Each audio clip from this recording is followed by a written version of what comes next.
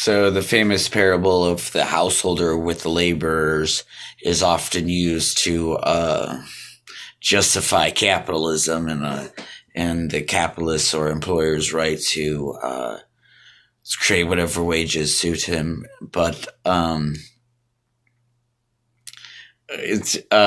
actually it's actually a parable and is not to be taken literally. And the whole meaning behind it is as we get down, so it's chapter 20, verses 1 to 16. So the last, chapter 16, or verse 16. So the last shall be first, and the first last. For many be called, but few chosen. So this is prefaced by the story of this householder who goes out, gets laborers every hour, and he tells them he's all going to pay him a penny at the end of the day. And so every few hours he goes and gets more laborers. And he does this all the way up until the 11th hour. These guys have been working for 11 hours out in the sun and such.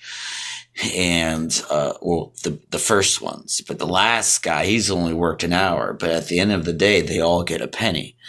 And those that had worked the most are grumbling at the end. They feel like they should have gotten more than a penny. If this guy that just worked 1 hour gets a penny.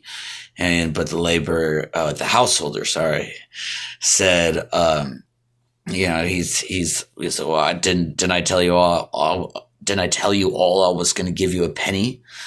And then he says, is it not lawful for me to do what I will with my own? Is thine eye evil because I am good? See, they are seeing it as he is, because this could be also used, this same